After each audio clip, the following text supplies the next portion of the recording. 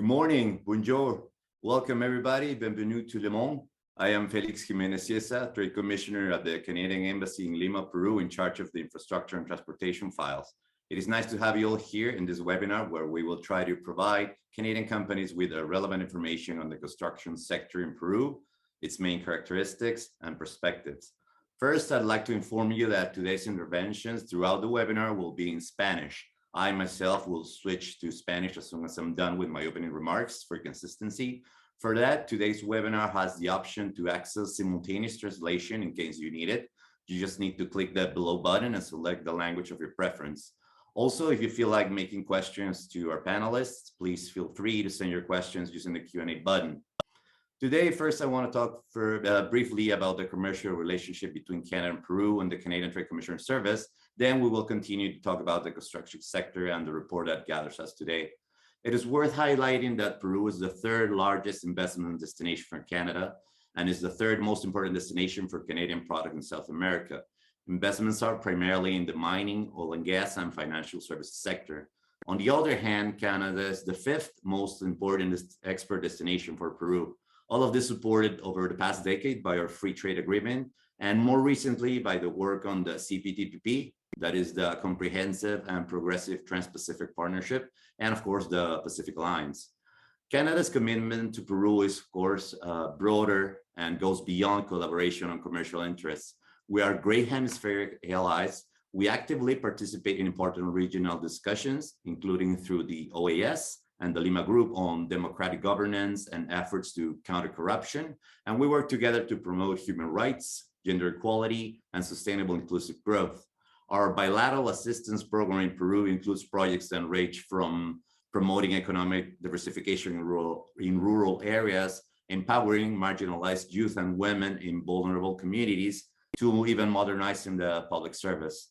Now, as the world economy deals with the impacts and begins to recover from the COVID-19 pandemic and grow, the Canadian Trade Commissioner Service is here to help Canadian businesses navigate market changes and challenges to stabilize, build resilience, and grow internationally.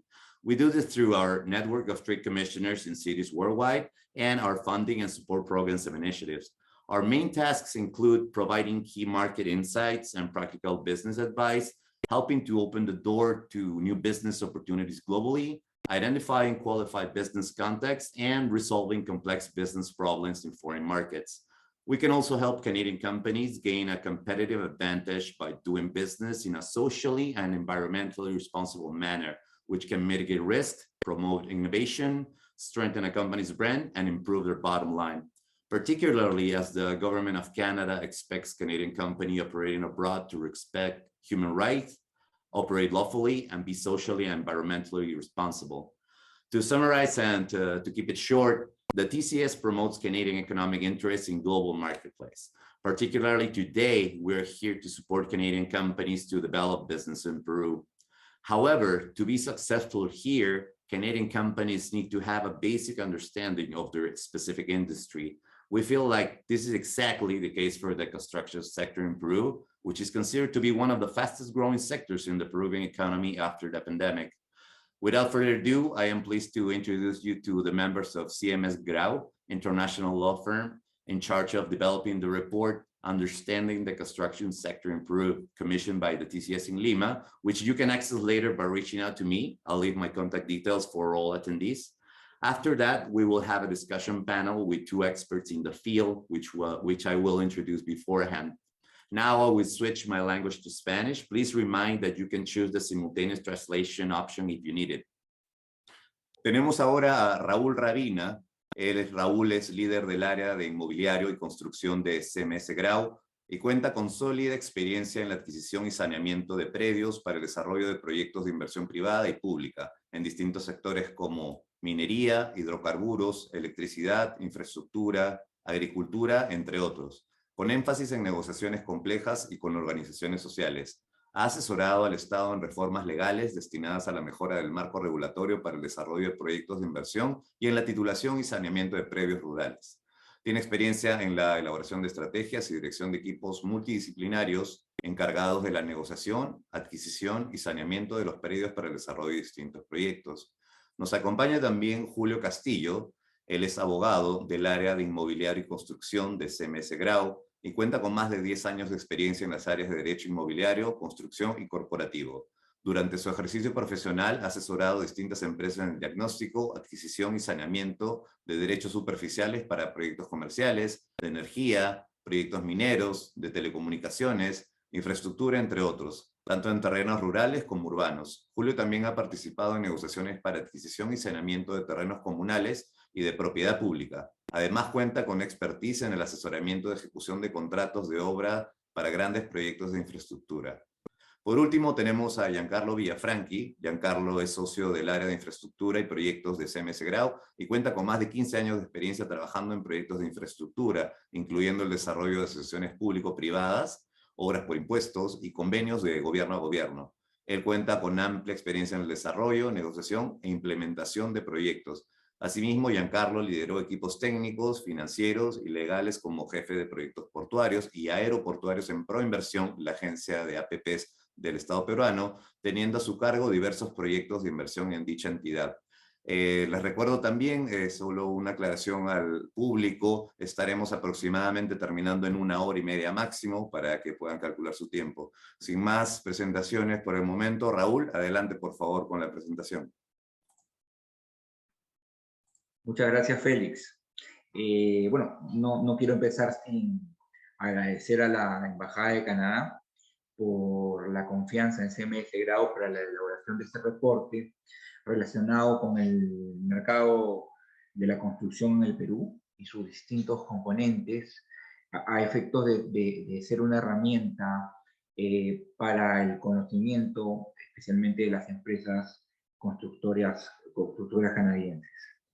El reporte, como se nos encargó, tiene un abarque, una extensión amplia en cuanto a sus temas. El primer tema es un poco la correlación que existe entre los últimos años, los últimos 30 años de crecimiento económico en el Perú y cómo este ha venido impactando el crecimiento en el sector construcción, que ha sido uno de los ejes fundamentales que explican esta buena época de la economía peruana. Eso sin dejar de decir que a pesar del crecimiento que ha tenido el sector construcción, todavía hay muchísimas oportunidades, dada la importante brecha de infraestructura todavía existente en el país y que se complementa con la existencia de proyectos privados que tienen necesidades en el campo constructivo muy importantes, que están pendientes para los próximos años y que son parte de la agenda del desarrollo nacional. El reporte en ese sentido identifica las oportunidades de trabajos en el sector construcción para el desarrollo de infraestructura tanto pública como privada. Infraestructura pública que se ha visto en los últimos tiempos de alguna manera afectada por el fenómeno vinculado a la corrupción, el caso de Lava Jato, que todos conocen, pero que tenemos la expectativa de que pueda reactivarse en los próximos tiempos. Hay algunas señales que lo indican en ese sentido, y que va a sesgar de todas maneras la manera en que se desarrollen estos proyectos, ¿no? Creemos que va a haber espacio para la promoción de este esquema de gobierno a gobierno que se ha venido implementando en el Perú, que goza de una buena fama, digamos, y que puede ser un mecanismo que permita de alguna manera eludir los problemas o por lo menos la percepción de riesgo respecto a los temas de corrupción en el Perú, que son un tema álgido y que se siguen produciendo lamentablemente más allá de lo que es Lava Jato.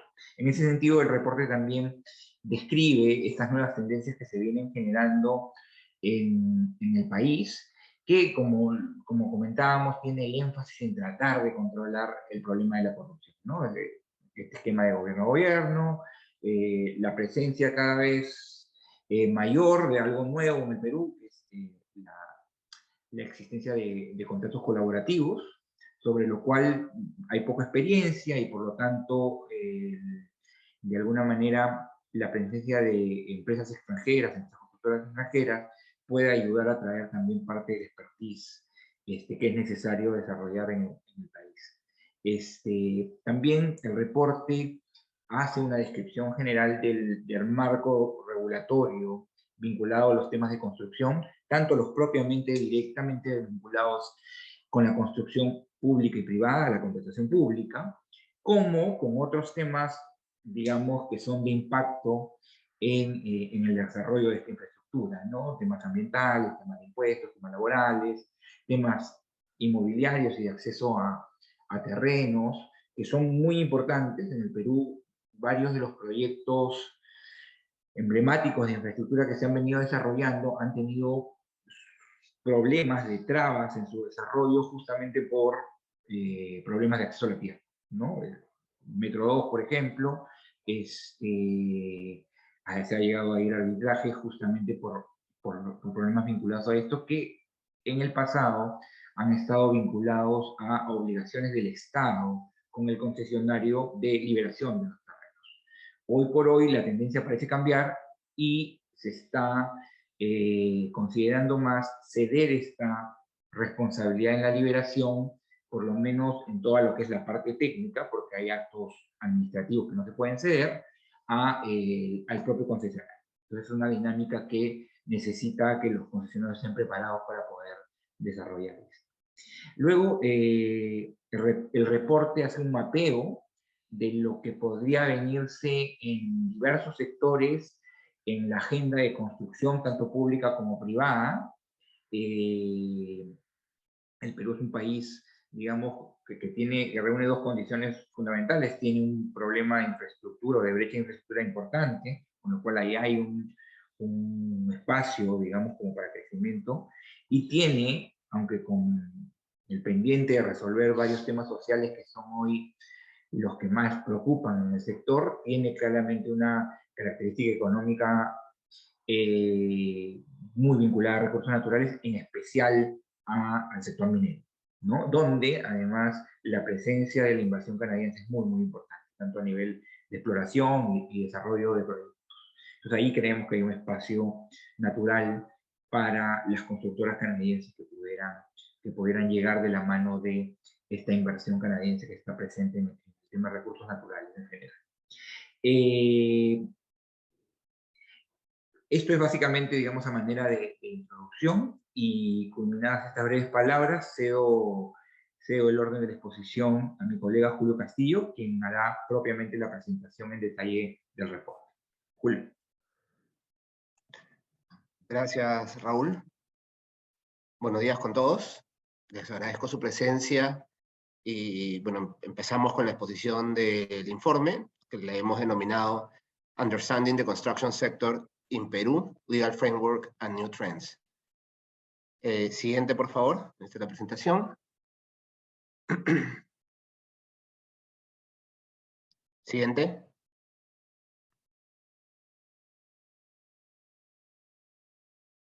Siguiente diapositiva, por favor.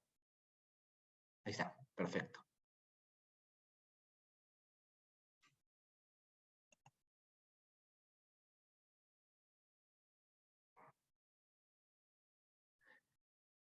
¿Me ayudan, por favor, con la diapositiva? Perfecto. Perfecto. Ok, bueno, el anterior.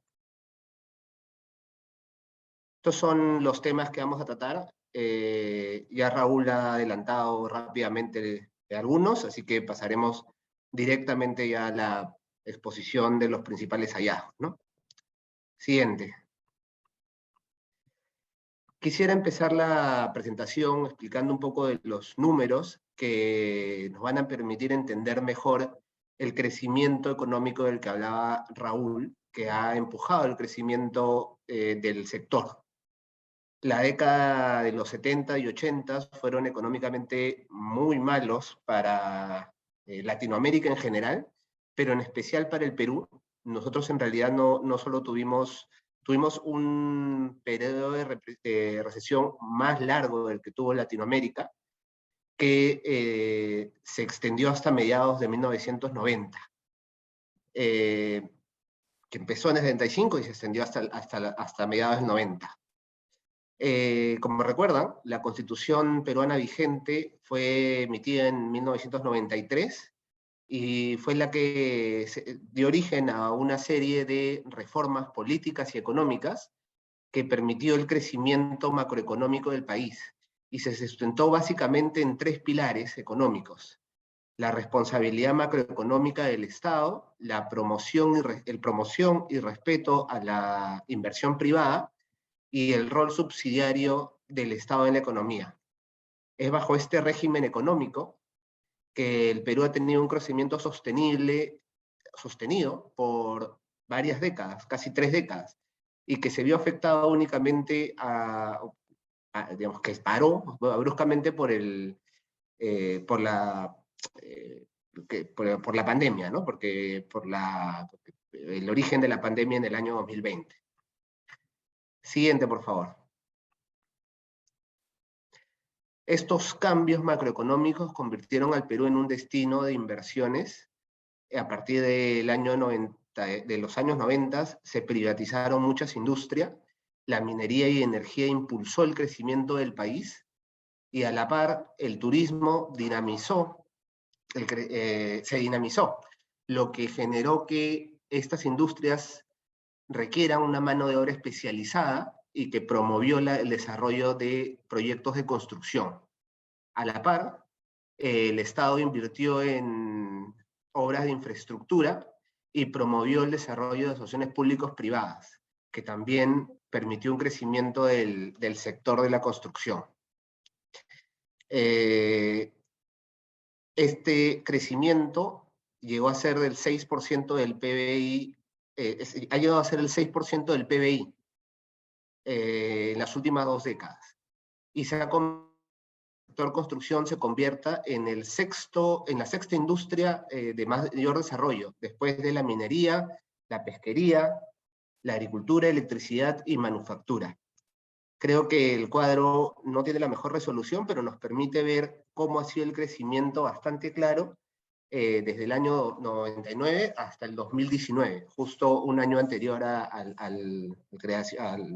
la pandemia. Durante este periodo, las ganancias del sector construcción se triplicaron y pasaron de 2.7 mil millones de dólares, a 8 mil millones de dólares en el 2019.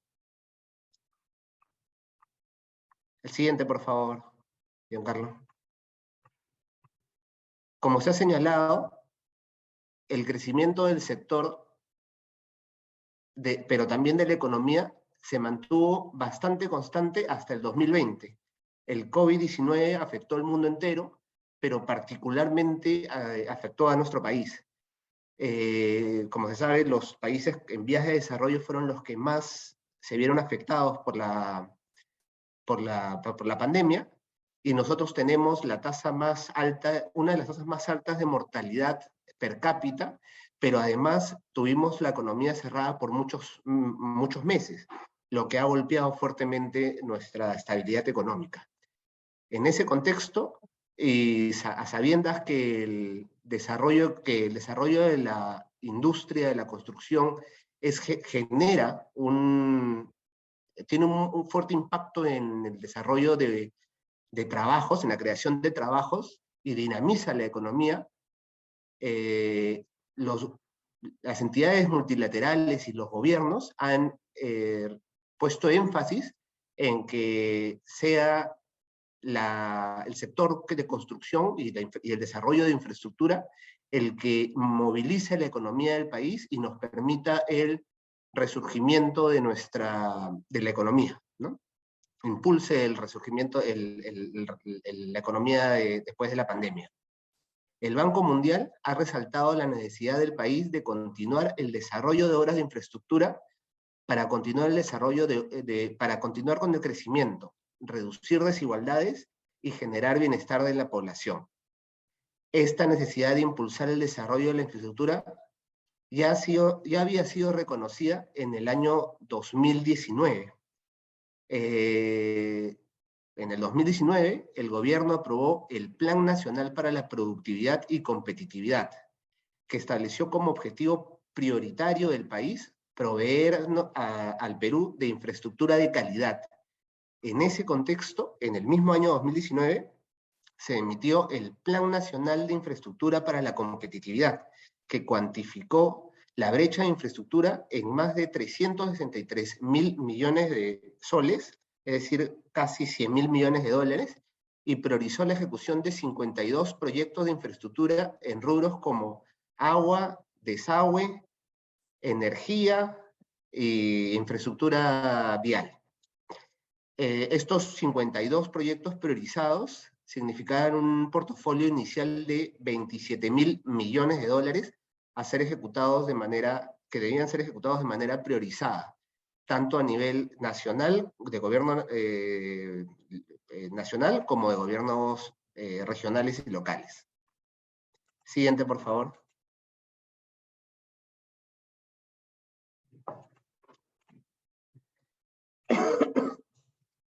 Perdón. Hasta el momento creo que queda claro que el crecimiento del sector se fue impulsado y corrió a la par del crecimiento macroeconómico que tenía el país. Este crecimiento nos permitió fue sostenido desde 1993 o mediados de la década del 90 y se mantuvo hasta la pandemia, en el año 2020. Sin embargo, es importante tomar en cuenta que hay factores que podrían impulsar, que van a impulsar o que podrían impulsar el crecimiento del sector construcción en el país. A raíz de la pandemia, el gobierno y las distintas, como lo he mencionado, a raíz de la pandemia, el gobierno y las distintas entidades multilaterales han impulsado la idea de que la infraestructura y el desarrollo de la construcción promueva el crecimiento económico. Y en este contexto, estos 4 factores creo que son necesarios entenderlos, porque podrían tener un impacto positivo en la creación, en el impulso de la construcción. No voy a entrar mucho a detalle, pero sí creo que es necesario entender cuáles son estos 4 factores. La necesidad de cortar brechas de infraestructura, el uso de nuevas herramientas que usualmente se utilizan en proyectos internacionales de construcción, la recomposición del sector y la resolución de conflictos a través de arbitrajes internacionales. ¿A qué me refiero con la necesidad de cerrar brechas de infraestructura? Como ya lo he comentado, desde el 2019 se ha establecido y se ha cuantificado en más de 100.000 millones de dólares la brecha nacional, la brecha de infraestructura. Esto está establecido en el Plan Nacional de Infraestructura para la Competitividad, o PNIC por sus siglas en español. En el plan se ha establecido las obras priorizadas, los proyectos priorizados, el mecanismo para priorizar proyectos y los valores y el presupuesto aplicable para estos proyectos. Es necesario entender que esta brecha de infraestructura fue calculada al 2019, por lo tanto, después de la pandemia ha aumentado y exige, digamos, que el Estado la actualice cada cierto tiempo. Con relación a las nuevas herramientas utilizadas en proyectos internacionales, los últimos proyectos de gran envergadura que se han desarrollado en el país han tenido las características de adoptar herramientas que han sido utilizadas, que aún no son totalmente desarrolladas en el país, que recién se están implementando, pero que tienen bastante buenos resultados en ejecución de proyectos internacionales. Me refiero básicamente al uso de una PMO, Oficina de Gerenciamiento de Proyectos, el uso del BIM, la adopción de juntas de resolución de disputas para resolver conflictos internos que surgen en la construcción, y el uso de contratos modelos internacionales como NEC o FIDIC, que todavía no son muy usados en el Perú, pero que han empezado a utilizarse para proyectos de gran envergadura. Esto es evidentemente una oportunidad para aquellas empresas que con mayor expertise en el uso de estas herramientas puedan darnos una mano y puedan trabajar conjuntamente con las empresas peruanas para el desarrollo de nuevos proyectos de infraestructura que necesariamente o que muy probablemente van a adoptar estas herramientas. Sobre la recomposición del sector, como es de público conocimiento, la construcción en el Perú estuvo afectada por graves casos de corrupción. Me refiero a Lavajato y el Club de la Construcción, que afectaron tanto a las empresas peruanas como a las empresas brasileras que tenían una gran participación en el mercado. Estos destapes de corrupción han generado que el mercado se modifique y las empresas que antes tenían una mayor participación en el mercado dejen de tener esta participación, dando opciones a nuevos jugadores de ingresar al mercado peruano. Y finalmente es importante entender que el Perú tiene una cultura de respeto al arbitraje. Casi todos los proyectos de construcción se suelen resolver, los conflictos de proyectos de construcción se suelen resolver a través de arbitraje nacional o extranjero, que por su característica suele ser mucho más rápido y mucho más efectivo que la jurisdicción ordinaria.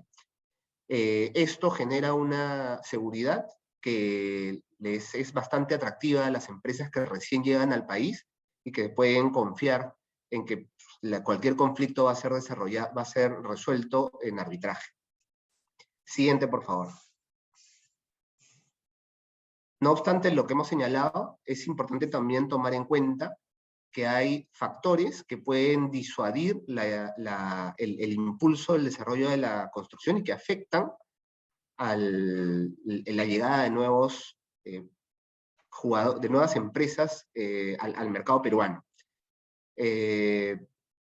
Aquí evidentemente estoy hablando del riesgo político. Creo que hoy es uno de los temas más importantes a tomar en cuenta para todas las empresas que digamos, que quieren ingresar o que van a empezar proyectos en el Perú. Como se sabe, las acusaciones que pesan sobre el gobierno, sobre el actual gobierno, son bastante fuertes, incluso están relacionadas a proyectos de infraestructura, pero esto, digamos, lamentablemente no es algo que se ha dado recién en este gobierno, ¿no? Ya son varios años, de hecho tenemos 5 años con una incertidumbre política que nos ha llevado a tener 5 presidentes y 3 gobiernos en un lustro. Esto efectivamente genera una inseguridad y afecta al desarrollo de nuevos proyectos. El segundo punto a tomar en cuenta es la corrupción. Este tampoco es un tema nuevo. Sabemos que los países en vías de desarrollo se suelen ver afectados con corrupción, en especial en proyectos de infraestructura que suelen tener involucrar montos bastante significativos, pero en el Perú, digamos, en los últimos años se ha visto muy afectada la construcción por proyectos por escándalos de corrupción y por denuncias de corrupción. Esto ha llevado a que muchas empresas, como he dicho, pero empresarios también que están que hoy día están en la cárcel, y perdón, y presidentes que han sido afectados, que están siendo investigados o que han sido sancionados por actos de corrupción. Otro punto a tomar en cuenta es que en el Perú la burocracia y la ineficiencia para la ejecución de proyectos suele retrasar la ejecución de obras de construcción. Nuestra tasa de paralización de obras es bastante amplia. Es superior a 40% a nivel nacional. Hay más de 40% de proyectos que son paralizados por temas burocráticos, por liberación de terrenos que no se dan a tiempo o que tienen algún tipo de retraso. Y esto evidentemente genera una oportunidad para que haya más corrupción. Lamentablemente lo complicado de algunos procedimientos, lo lento y engorroso de algunos procesos, termina dando pie a que a que algunas empresas y algunos funcionarios públicos, malos funcionarios públicos, incurran en actos de corrupción, ¿no? Para poder desarrollar proyectos. Un cuarto tema a tomar en cuenta es los conflictos sociales, en especial en zonas rurales. Hay conflictos sociales que no son desarrollados de manera, que no son resueltos de manera eficiente y oportuna, y que generan retrasos en la ejecución de proyectos, ¿no? Tanto privados como públicos pueden generar o suelen generar retrasos, intervenciones y tomas de carreteras, y lamentablemente esto también es un tema a tomar en cuenta porque impide el crecimiento del sector. Y muchos de estos de estos conflictos sociales se deben a conflictos en temas de titularidad y de propiedad, ¿no? Respecto a los terrenos que se requieren para la ejecución de los proyectos. Lamentablemente el Perú, el régimen de propiedad que se tiene suele ser un poco difícil para identificar quién realmente tiene un derecho sobre cierta área, y es necesario, para descartar o confirmar algún tipo de titularidad, revisar una serie de entidades que no necesariamente están interrelacionadas. Por lo tanto, esta inseguridad genera que hayan conflictos, y genera también muchas veces retrasos en la ejecución de proyectos. Siguiente, por favor, Giancarlo. El marco regulatorio que es aplicable al sector construcción puede ser un poco complicado de entender. Primero, quiero explicarles que el marco regulatorio que resulta, la ley, la norma que resultará aplicable, dependerá del tipo en el proyecto en el que estamos. Es decir, si estamos ante un proyecto privado, es decir, donde el interés y el financiamiento viene de una entidad privada, o público, para el desarrollo de una infraestructura pública. Y en este último caso, hay por lo menos cuatro modelos de ejecución que tienen su propio marco regulatorio, y que tenemos que entender antes de determinar cuál va a ser la norma aplicable. Y dependerá de si el proyecto está siendo desarrollado a través del sistema tradicional, si estamos ante un proyecto de gran infraestructura, si estamos ante una asociación público-privada que tiene su propio marco regulatorio, o si estamos ante una obra por impuestos, por ejemplo, ¿no? En términos generales, como idea general, nuestro Código Civil regula el contrato de ejecución de obra, pero lo hace de manera escueta, y básicamente es aplicable para proyectos privados.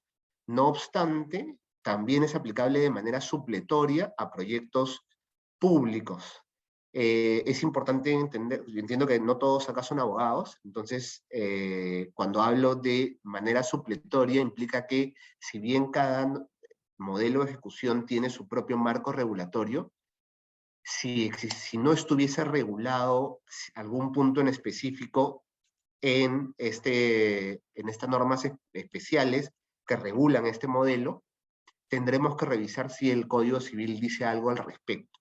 Y no solamente la parte relacionada a contratos de obra, sino también a contratos generales, la parte general de los contratos, o la ejecución de obligaciones, ¿no? El Código Civil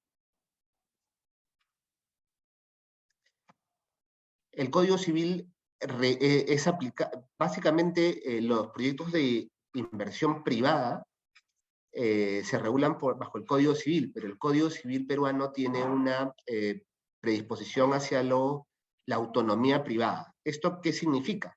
Que las partes pueden regular básicamente de manera abierta los términos y condiciones de su contrato, y ese será el que los regulará en su relación contractual y en su relación comercial.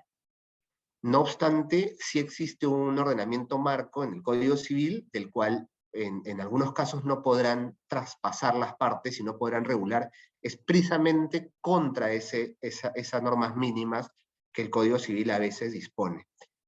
El Código Civil no tiene, como he mencionado, tiene un capítulo específico sobre contratos de ejecución, contratos de obra, pero no es, es bastante escueto, no llega a ser superior a 20 artículos. Por lo tanto, por lo general, los privados establecen los términos específicos dependiendo de su contrato y de su proyecto en el contrato de obra, que regulará, que se regulará de manera digamos, general sobre lo dispuesto por el Código Civil. Siguiente, por favor.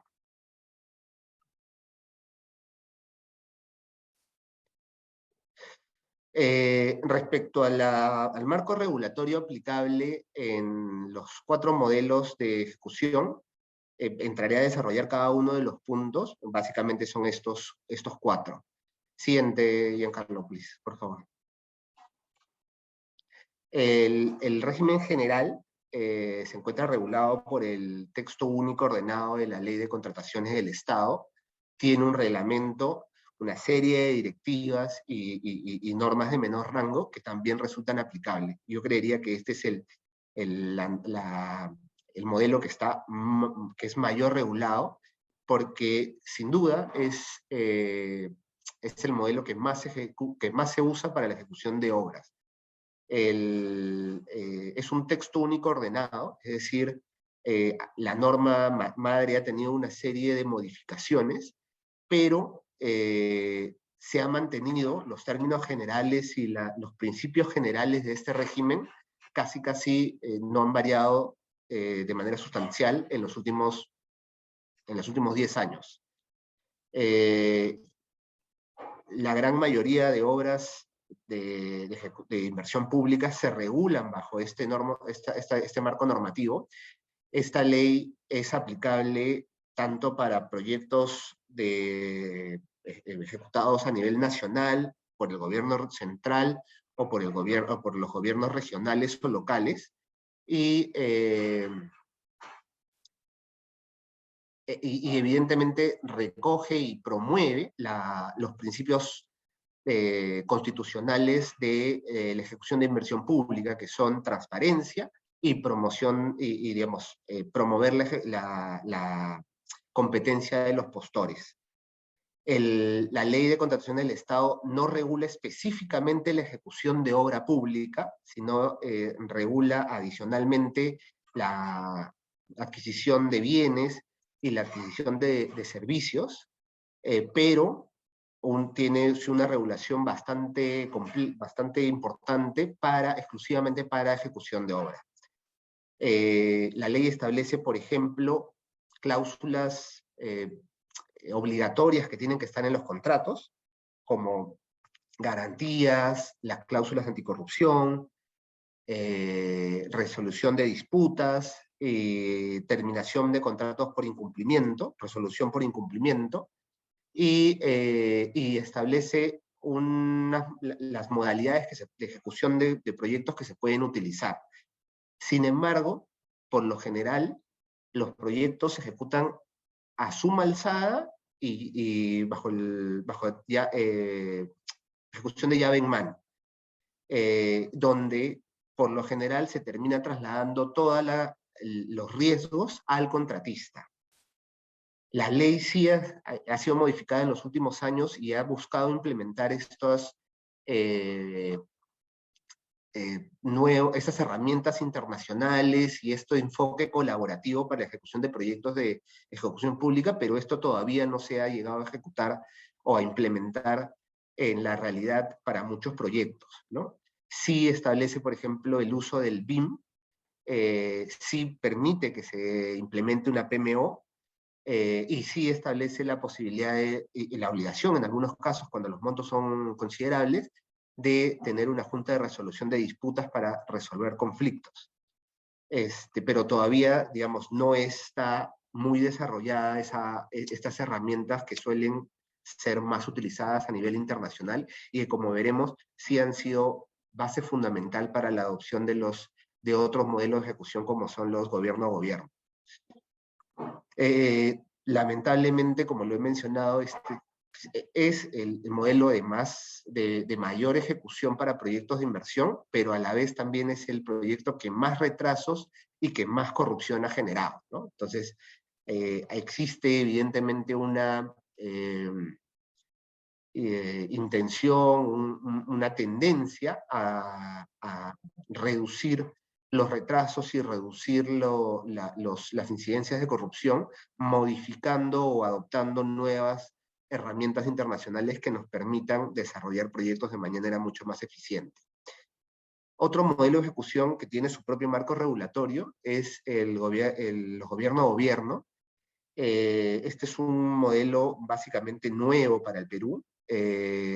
Empezó con la ejecución de los proyectos panamericanos en el 2019, digamos que se empezaron a desarrollar, se empezaron a ejecutar desde el 2017, y recién tiene solo 6 casos o 6 proyectos en ejecución hasta la fecha, y uno solo culminado, que es Panamericanos, este es el primero. Entonces todavía es un modelo que está en desarrollo, pero que se ha sostenido básicamente bajo 2 ideas. Reducir la incidencia de corrupción a través del aval de un Estado internacional que apoya la ejecución del proyecto y que presenta y recomienda a una empresa internacional que va a ser quien dé asistencia técnica a la PMO, y que debido a que es exclusivamente para desarrollar proyectos de ejecución de gran envergadura, exige que, o se sostiene en la adopción de herramientas internacionales como contratos internacionales de construcción y uso de BIM para desarrollo de estos proyectos. El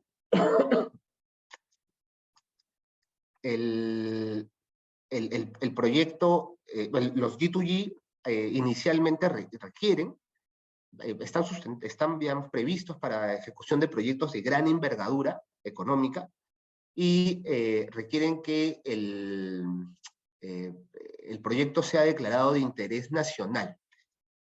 Hay un concurso entre países que quieren participar en este tipo de proyectos, y estos países suscriben un memorándum de entendimiento, la embajada de estos países suscribe un memorándum de entendimiento y tiene una participación activa durante el proyecto para resolver cualquier tipo de conflicto que pudiese generarse entre la empresa presentada por el país ganador y digamos, el gobierno peruano, ¿no?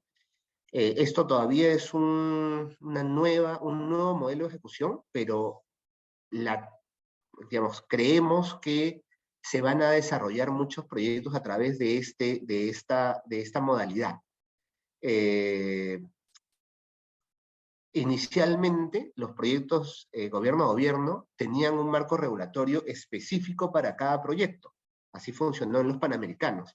Pero ya desde el 2020, el gobierno ha dado un marco regulatorio para los proyectos especiales de inversión pública, PEI por sus siglas en español, que promueve el desarrollo de proyectos de gran envergadura, mayores a 750.000 millones de dólares, y que permiten que los 3 niveles del Estado desarrollen proyectos siempre que estén superiores a este monto, utilizando los mecanismos previstos para los G2G, es decir, PMO, asistencia técnica de la PMO por un país extranjero, contratos internacionales de construcción, y uso de BIM, y resolución de disputas a través de un adjudicador, ¿no? El siguiente, por favor, Giancarlo. Las asociaciones públicos-privadas, como lo he mencionado, desde el 93, con la nueva Constitución, uno de los pilares en los que se sustentó la nueva Constitución era la promoción de la inversión privada. Es así que,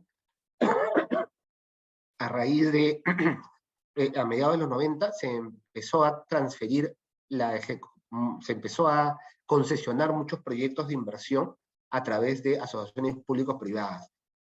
Bajo este régimen, que tiene su propio marco regulatorio, se permite que el Estado dé una garantía económica o no económica para asegurar el cumplimiento de obligaciones o limitar un poco el riesgo del privado. El privado será quien ejecute la obra o mejore la obra o se encargue del mantenimiento de la obra y tenga y por eso tendrá pues un ingreso establecido. Los proyectos de asociación público-privada se regulan o están regulados, son evaluados por Proinversión, que es una entidad que depende del Ministerio de Economía y Finanzas y que tiene, digamos, ya bastante experiencia en este tema, y ha permitido pues que más de 60 proyectos se hayan ejecutado bajo este modelo en los últimos 10 años, un poco más de los últimos 10 años. Y finalmente, obra por impuestos. Este es otro mecanismo que tiene su propio marco regulatorio. Aquí las empresas privadas adelantan el pago de su impuesto a la renta para financiar directamente y ejecutar proyectos de inversión pública. Esto evidentemente les acarrea un impacto positivo en su política de responsabilidad empresarial y social. Los proyectos son evaluados y son priorizados y básicamente se usan para desarrollos de infraestructura social, como carreteras, hospitales, escuelas, entre otros. La cantidad de proyectos de inversión que han sido desarrollados bajo este modelo no es poca. Desde el 2009 hay más de 450 proyectos que han sido desarrollados por obras por impuestos. Siguiente, por favor. Como ya lo he explicado un poco anteriormente, los proyectos privados que se ejecutan en el Perú básicamente se regulan por el contrato privado, por las cláusulas que las partes acuerdan, y supletoriamente por el Código Civil. Por lo usual que es que en los contratos privados las partes establezcan como mínimo estas cláusulas, o son las más usadas, cláusulas tipo oportunidad de pago y adelantos, supervisión, cambios en el alcance, forma de ejecución de servicios, subcontrataciones, penalidades, resolución por incumplimiento y arbitraje. Asimismo, hay cláusulas tipo también que se suelen usar como garantías, seguros y entrega de cartas fianzas. Por lo general, los proyectos de inversión privada no se ejecutan bajo el sistema diseño, procura y construcción, o diseño y construcción, y no es tan usual encontrarse nuevos sistemas como alianzas o como gerenciamiento de construcción. Pero bueno, veremos si más adelante lo empiezan a usar. Básicamente lo que ha pasado es que los contratos, se usan contratos específicos, ¿no?, para cada proyecto, y no se suelen usar muchos proyectos, contratos modelos internacionales, salvo cuando el financiamiento viene de una multilateral, donde se suelen usar contratos FDIC. Sin embargo, los proyectos de inversión, digamos, la buena experiencia con los proyectos de inversión pública podría generar que haya nuevas oportunidades para la adopción de contratos internacionales y mayor uso de estas herramientas tipo BIM o estas herramientas colaborativas, ¿no? Siguiente, por favor. Como lo había adelantado Raúl, antes de iniciar un proyecto de infraestructura, sea público o privado, necesitamos tener en cuenta estos, algunos aspectos que también tienen un marco legal que podrían impactar en la ejecución del proyecto, ¿no? Hay temas laborales, impuestos, conflictos sociales, conflictos ambientales, que hay que un poco conocerlos y que vamos a explicarlos de manera no muy detallada, pero para un poco entenderlos. Siguiente, por favor, Giancarlo. En el tema ambiental, antes de realizar un proyecto, se debe contar con un permiso de evaluación ambiental. El tipo de permiso dependerá del tamaño del proyecto y las características particulares del proyecto, pero también hay normas que son importantes conocer dentro del marco de ambiental, como por ejemplo temas relacionados a disposición de residuos sólidos o ruido o intensidad de ruidos permitidos, ¿no? Siguiente, por favor. Con relación a las normas laborales, tiene su propio marco regulatorio y evidentemente esto tiene un impacto bastante alto en un proyecto. En términos generales, quiero explicar que se permite la contratación de personal extranjero en el Perú, aunque está limitado a obtener un estatus migratorio que le permita trabajar en el país y a ciertos porcentajes limitativos, ¿no? Sin embargo, estos porcentajes son, digamos, son bastante razonables y no aplican también cuando el trabajador extranjero tiene una calidad o un conocimiento específico. La calidad migratoria que se requiere puede ser obtenida estando el trabajador afuera o ya habiendo ingresado al país, pero sí el trabajador no podrá empezar a realizar servicios, a prestar servicios, si es que no tiene previamente esta calidad migratoria.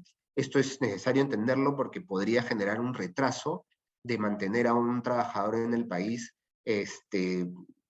por algunos meses hasta que se obtenga la calidad migratoria necesaria, ¿no? También es importante tener en cuenta que hay que respetar los convenios colectivos, que tendrán obligaciones como sueldo mínimo, cantidad de horas extras, remuneraciones aplicables por horas extras, etcétera, que son adicionales a los mínimos que te impone la ley, ¿no? Y que se tendrán que respetar. Siguiente, por favor.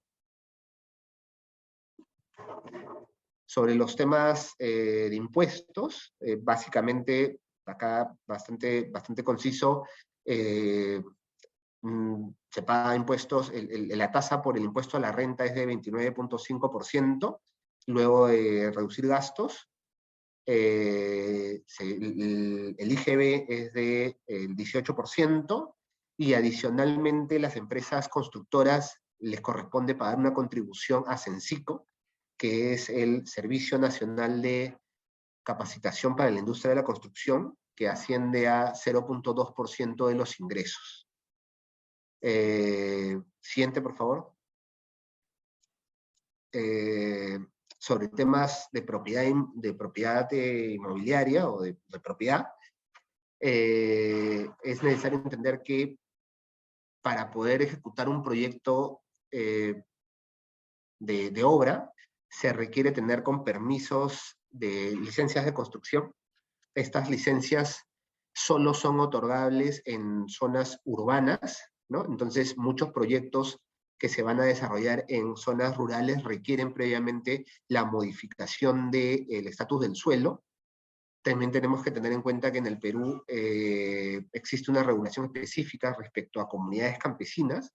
Las comunidades campesinas y nativas son entidades que tienen una protección especial, y por lo tanto los proyectos que se desarrollen en su terreno necesitan que, digamos, las comunidades campesinas, para poder transferir algún derecho sobre su propiedad comunal, sobre su terreno comunal, necesita cumplir con ciertas condiciones especiales, como tener autorización por junta, en acta de la Junta de la Asamblea, con ciertos mínimos requeridos, y que puede generar, digamos, algún tipo de retraso, de desconocimiento por algunas empresas internacionales que no están muy empapadas con este tema.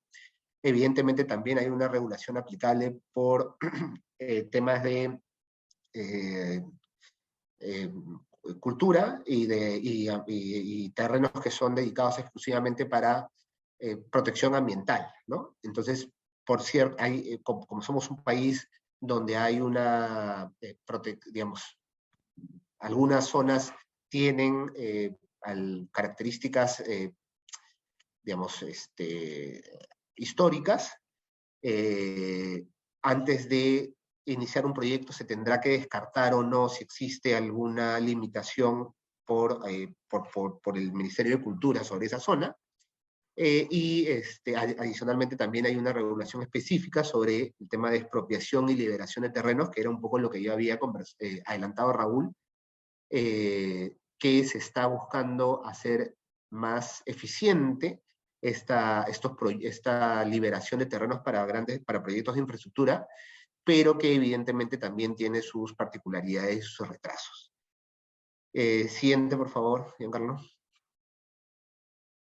Bueno, el informe también nombra algunas de las empresas que tienen mayor presencia en el país. Estas son las empresas locales: Cumbra, San Martín Contratistas Generales, COSAPI, Estracón, JJC. Hay una serie de empresas que sería ocioso estar leyéndolas, pero que tienen participación en el mercado peruano. Siguiente, por favor. También tenemos empresas extranjeras que llegaron al Perú y que han tomado un poco la porción del mercado que dejaron las empresas brasileras después del caso Lavajato. Aquí encontraremos españolas, encontraremos inglesas, francesas, colombianas, ¿no? Siguiente. Y hay también una cantidad de empresas especializadas de construcción chinas, ¿no? Que han tenido mayor relevancia en esos últimos meses a raíz del nuevo gobierno, pero también están en el Perú ya desde hace algunos años y tienen una participación importante. Siguiente. Hemos detallado también los principales proyectos que están en cartera, ¿no? Acá están algunos, ¿no? Pero en verdad hay una gran cantidad de...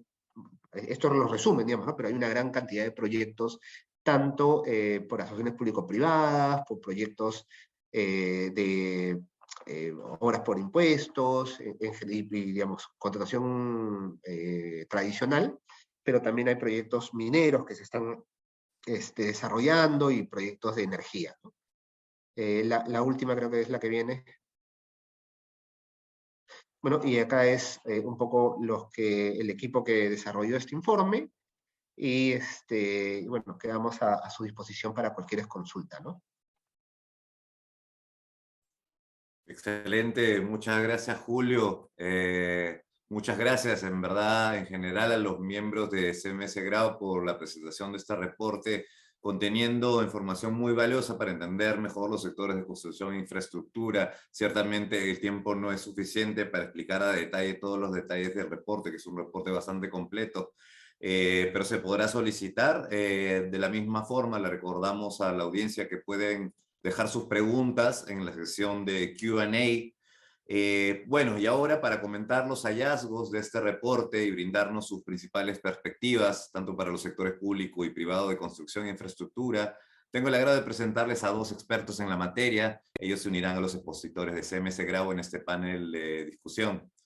Tengo entonces el gusto y el honor de presentarles en primer lugar a José Scafi. Él es socio y director ejecutivo de Scafi Gestión Pública. Es experto en diseño, gestión y evaluación de políticas públicas en general, especialista en inversión pública mediante mecanismos de participación privada como asociaciones público-privadas y obras por impuestos. Cuenta con más de 30 años de ejercicio profesional, con 17 años de experiencia en diversas entidades públicas. Ha sido regidor de la ciudad de Lima Metropolitana, gerente general de la Corporación de Desarrollo de la Región de la Libertad, del Fondo de Cooperación para el Desarrollo del Perú y del Organismo Regulador de Telecomunicaciones del Perú, OCIPTEL. Fue socio también de la empresa Apoyo Consultoría y gerente general de ACE Pública. También tenemos el día de hoy a Luis Felipe Quirós. Luis Felipe es ejecutivo con más de 20 años de experiencia profesional en desarrollo de negocios y más de 10 años en el sector de infraestructura. Él radica en Toronto y es actualmente vicepresidente de la Peruvian Canadian Chamber of Commerce, dirigiendo el capítulo de infraestructura.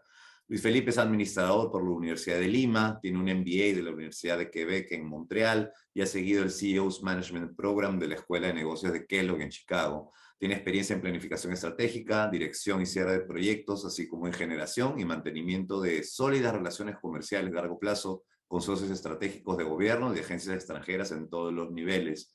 Luis Felipe habla inglés, francés y español y durante los últimos años que estuvo en el Perú se dedicó a promover mecanismos de contratación pública como los acuerdos de gobierno a gobierno. Él ha ocupado también varios cargos de relevancia, destacando siendo el presidente del Gremio de Construcción e Ingeniería de la Cámara de Comercio de Lima, miembro del Consejo Directivo de esta Cámara y es miembro actual de su Comité de Integridad y Lucha Anticorrupción, entre otros.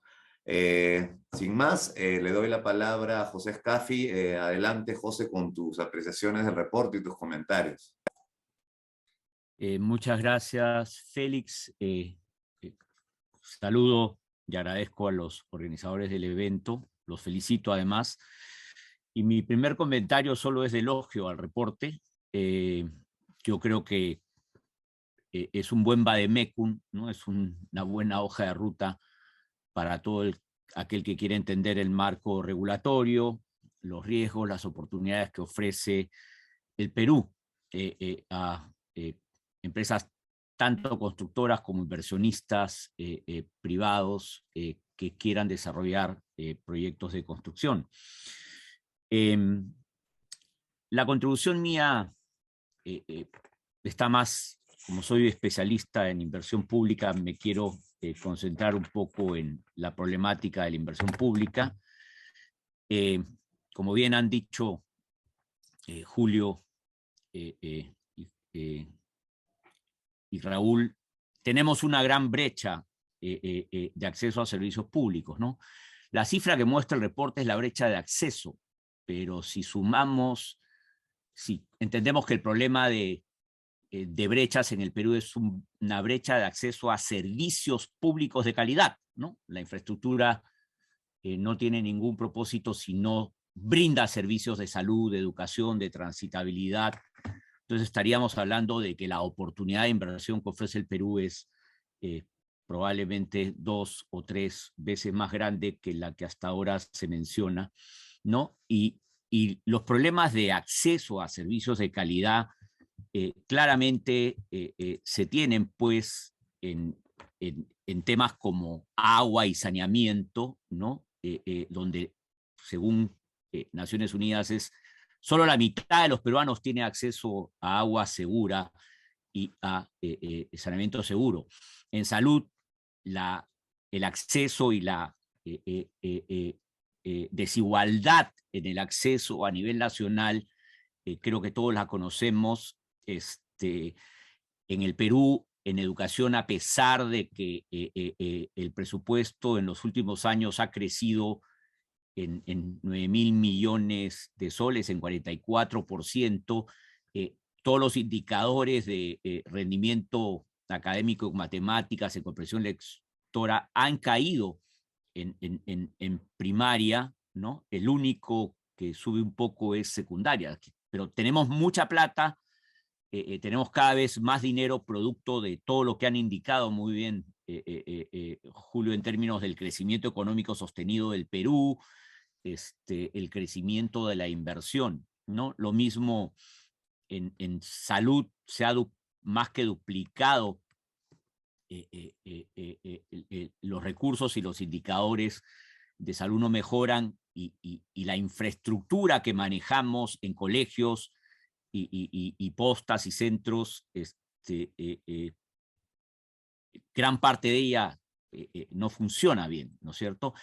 Y no es que no tengamos plata. Si uno ve lo que ha pasado en el Perú desde el año 2005, en que el presupuesto general de la República sumaba 45.000 millones de soles y era el 18% del PBI, hoy día el presupuesto general de la República a diciembre del el año 21, y hablo del devengado, no hablo del programado, porque siempre sabemos que se programa más de lo que se gasta, y entre lo que se programa y se gasta hay por lo menos en promedio entre 15.000 y 20.000 millones de soles que no se ejecutan, ¿no? Se dejan de ejecutar todos los años. 198.000.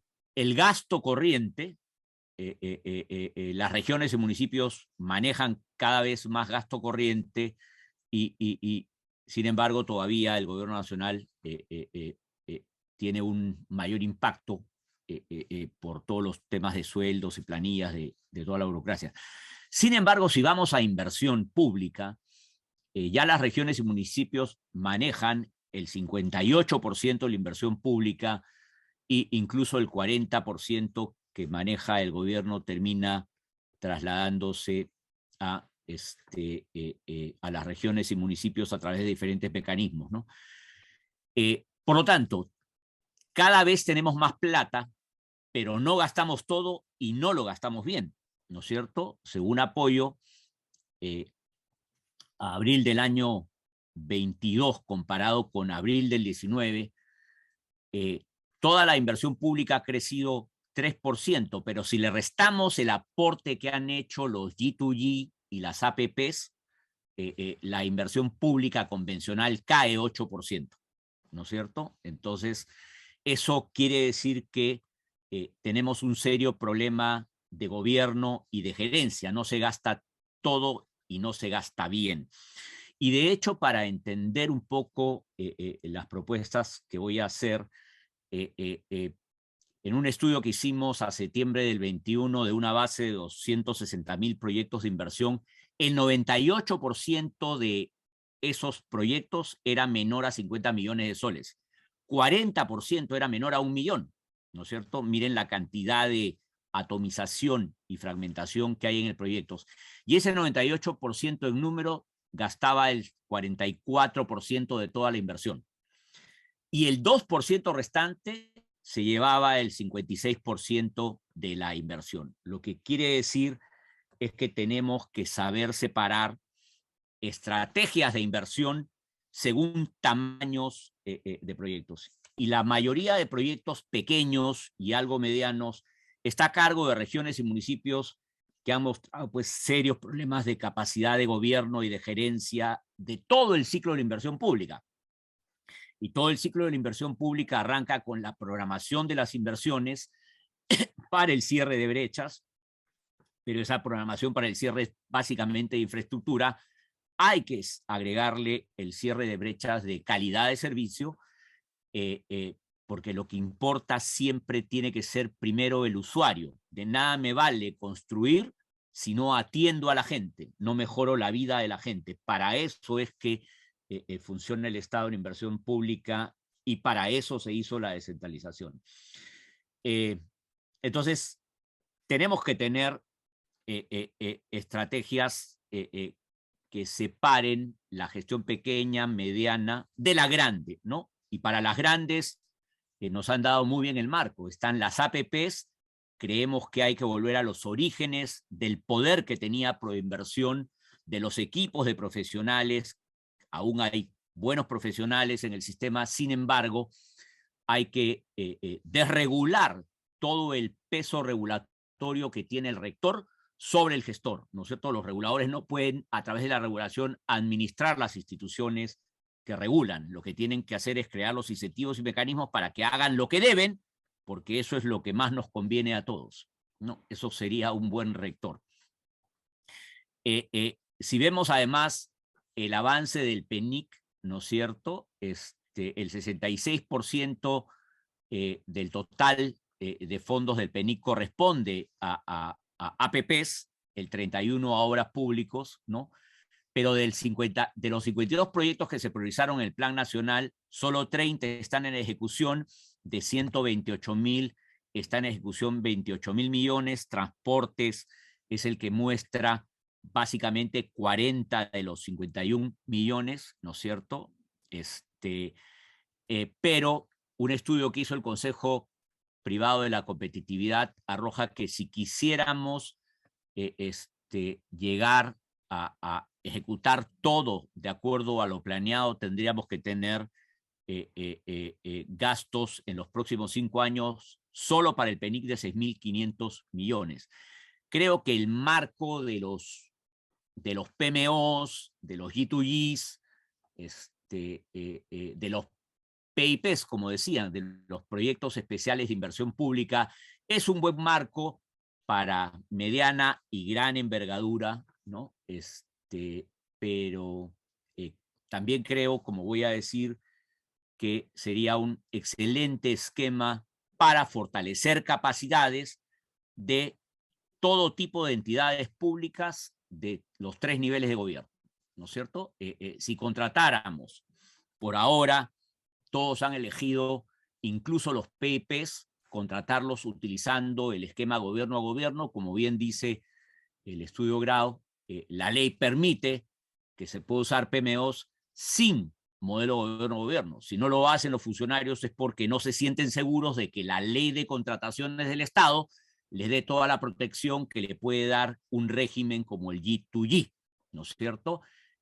Donde además los procesos de selección pueden traer expertos de todo el mundo, pueden hacer estudios de mercado importantes, pueden dialogar y reunirse. Acá cualquier diálogo con cualquier privado, incluso en las APPs, se ve mal, ¿no es cierto? Lamentablemente, por algunos delincuentes que ya conocidos, el Perú pues comete el error de sobreregular, prohibir todo o simplemente ver malo lo que en realidad en el mundo se ve como bueno, ¿no? Estudiar los mercados, hacerles exámenes orales a los potenciales contratistas para ver si realmente entendieron el proyecto, entendieron la solución, seleccionarlos bien. Entonces, ¿qué hay que hacer para mejorar regiones y municipios? Nosotros sí creemos que, por ejemplo, en sectores como agua potable y alcantarillado, o para redes educativas o de salud, o para redes viales departamentales, provinciales, vecinales, para redes, se puede contratar un buen PMO, tiene que venir por ahora acompañado de un buen G2G, pero para hacerse cargo del cierre de toda la brecha de cobertura de agua potable y alcantarillado en todo el Perú en 5 o 10 años, ¿no es cierto? Se le da el mandato y él, ¿qué va a hacer? Contratar peruanos, pero dirigirlos él, ¿no? Hoy día algunos contratos eligen que el PMO solo traiga extranjeros y eventualmente el Estado monta un PMO peruano donde contrata peruanos. Los problemas que tenemos con esos modelos son lo de la estabilidad de ese personal. Hoy día en la obra pública, ¿no es cierto?, muchas regiones y municipios contratan por servicios no personales, por contrato de servicios, a los ingenieros que requieren para hacer los estudios de preinversión o las ingeniería de detalle. El resultado que se conoce bastante es que los estudios de preinversión, que se ven más como un estorbo que como un buen instrumento de análisis de la justificación de una inversión, terminan mal hechos. Con estudios de preinversión mal hechos, se licitan las ingenierías de detalle que terminan incompletas y mal hechas. y con ingenierías de detalle incompletas y mal hechas se contratan obras.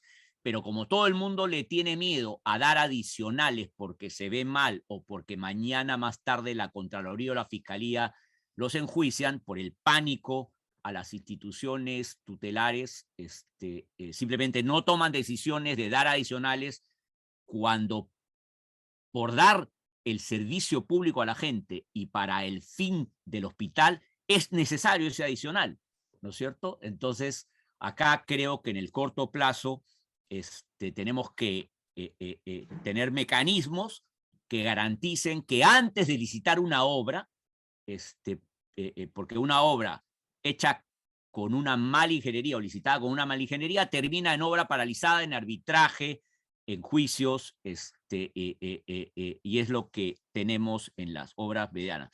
Pero lo peor de todo es que si todo saliera bien, nos falta que den un servicio público de calidad esa infraestructura pública que construimos. Entonces, si contratamos un PMO para desplazarlo a nivel nacional en apoyo a regiones y municipios, siguiendo el modelo que vino utilizando la reconstrucción con cambio para todos los proyectos que no hacía el PMO internacional, ¿no es cierto? Acá lo que creemos es que un PMO contratado de manera distinta, pidiéndole que contrate a la mayor cantidad de expertos peruanos, los entrene, los capacite y los ponga al servicio de las unidades ejecutoras de las regiones y municipios y de los propios ministerios, cierre brechas, nos entregue todas las conexiones necesarias en todas las zonas urbanas y busque las mejores soluciones para el desarrollo de las redes rurales. Lo mismo podemos hacer con las redes educativas y viales. Pero no solo tienen que cerrar la brecha de cobertura, sino que tienen que dejar el legado, los manuales, las guías, los catálogos de infraestructura pública de mediana envergadura, como los que se hicieron para los colegios del Bicentenario, ¿no es cierto?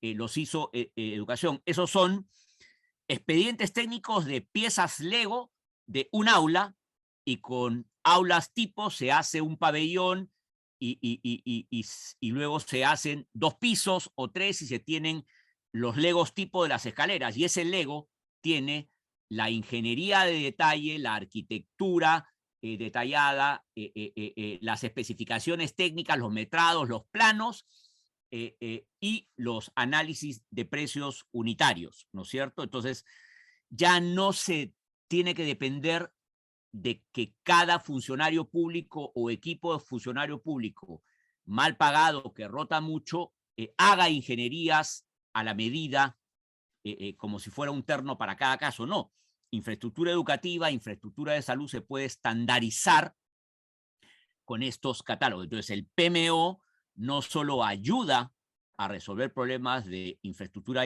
que falta, sino también tiene que dejarnos manuales, guías, capacitar, hacer términos de referencia, certificar profesionales, y esos profesionales quedarán para luego en el mediano plazo conformar parte de las entidades públicas con las que trabajaron, ¿no es cierto? Y eso podría ayudar mucho a la mediana y pequeña infraestructura.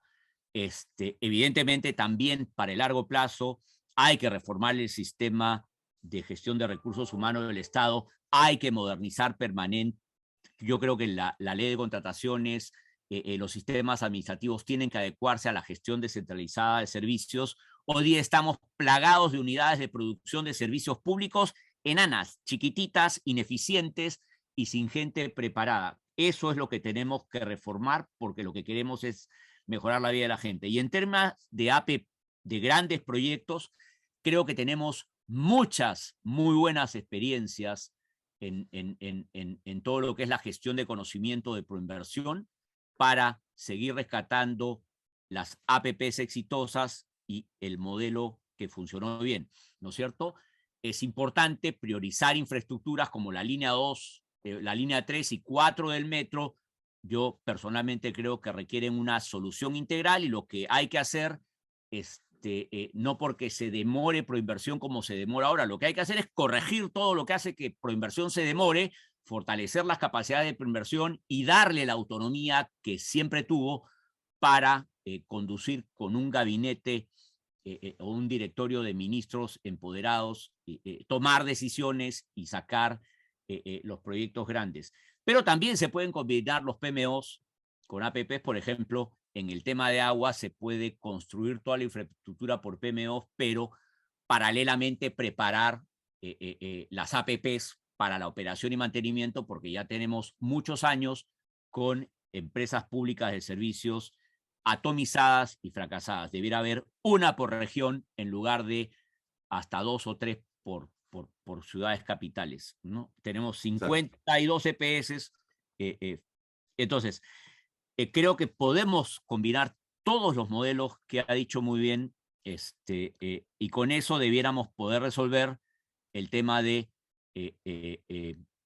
unidades de producción eficientes. ¿Por qué tenemos que tener una unidad de limpieza pública para cada distrito si podemos, con las leyes vigentes, aglutinar 10 distritos y tener una unidad de producción que se encargue del barrido? De repente ahí se reparte bien la tarea.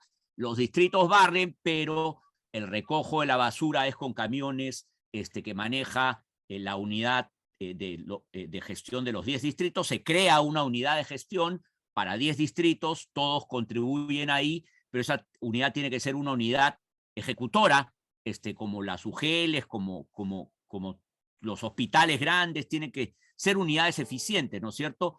Que asignen y gasten bien los recursos, que tengan personal calificado, motivado, que prioricen los resultados a los meros formalismos. Tenemos todas las leyes que se nos han leído, dicen que los funcionarios públicos, entre dos interpretaciones legales distintas, tienen que preferir aquella que ponga cuanto antes la infraestructura al servicio de la gente.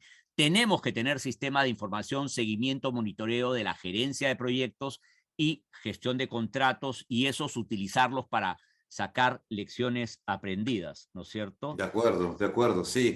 Creo que la generación de economías de escala también es un gran argumento para empaquetar proyectos justamente a nivel municipal, local, y además, sobre todo en la relevancia de los proyectos de carácter social como agua, saneamiento, hospitales, colegios. Muchas gracias, José, por tus apreciaciones. Sin más, nos apuramos, Luis Felipe. Adelante, por favor, tus apreciaciones y tus perspectivas. Muchas gracias, Félix. Primero quisiera saludar a Canadá, porque este 1 de julio efectivamente cumple 153 años de constituirse en un país a partir de un acta de la Constitución. Y también celebramos entre Perú y Canadá 78 años de relaciones diplomáticas, lo cual de alguna manera demuestra el profundo interés que tiene Canadá y Perú en mantener estas relaciones, en fortalecerlas, y la infraestructura pues no puede estar dejada de lado. Coincido plenamente con Pepe. Este informe es muy correcto, muy preciso, nos da una visión muy legal de lo que significa hacer negocios en temas de construcción en el Perú. Y para los que hemos tenido la suerte de ejecutar obras en el Perú, sabemos lo complejo que puede resultar ser. Y la verdad que yo apuesto a que este informe y los esfuerzos que está haciendo la Embajada de Canadá en Lima puedan motivar la participación de las empresas canadienses en el Perú. Que por cierto ya existen empresas canadienses trabajando, empresas constructoras canadienses establecidas en el Perú, pero sobre todo trabajando en el sector de infraestructura minera. Entonces, esperamos que este informe pues, pueda contribuir a que den el salto a temas de infraestructura, ¿no? Y ahí yo quisiera también brevemente analizar lo que también desde la perspectiva privada es lo primero que se evalúa cuando uno ingresa a un nuevo mercado, los riesgos, ¿no? Yo creo que el informe presentado por el estudio Graus es muy correcto en precisar que, y además no puedo coincidir menos, de que el principal riesgo que hoy día enfrenta cualquier empresa interesada en venir al Perú es el riesgo político. ¿Ya? Y ahí es pues donde muchas veces no tenemos control los empresarios privados, ¿no? No solo por lo que se diga o por lo que se pueda dejar de decir, porque sabemos pues que tenemos en la bandeja dos grandes proyectos como son la línea 3 y la línea 4 del metro, que además absolutamente necesarios para mejorar la calidad de vida de los ciudadanos en Lima en temas específicos de transporte. Son proyectos que están presentados, que están a la espera de la evaluación del ministerio correspondiente, pero que todavía no han tenido pues, la voluntad política de lanzarse. Y eso es una señal clara, más allá del discurso político, es una acción concreta de que hay interés de que las empresas privadas extranjeras ingresen al Perú a participar. En estos espacios que se han creado, como lo discutió Julio, para que otras empresas puedan llegar. Hoy la realidad en Perú es que las pequeñas empresas están haciendo proyectos medianos, las empresas medianas están haciendo proyectos grandes, pero existen grandes proyectos de absoluta complejidad que requieren sin duda la participación de empresas líderes, de empresas globales que hayan tenido una demostrada participación, experiencia y que puedan llegar al Perú, establecerse y compartir ese conocimiento a partir de la generación de estos proyectos. El tema político, sin embargo, no es el principal riesgo que apunta este informe. El informe también apunta a los temas de corrupción. Y ahí creo que Canadá tiene una ventaja competitiva muy importante, porque Canadá es un país que goza de una reputación intachable. Y sobre todo ha diseñado una estructura de acompañar a sus empresas a través de una agencia como la CCC, la Canadian Commercial Corporation. Es una agencia, una Crown Corporation, como se conoce acá, que pertenece al Estado, pero con una visión y una agilidad del sector privado. Y que además cumple un rol muy importante porque lo dice y lo ha realizado, es mitigar los riesgos de corrupción.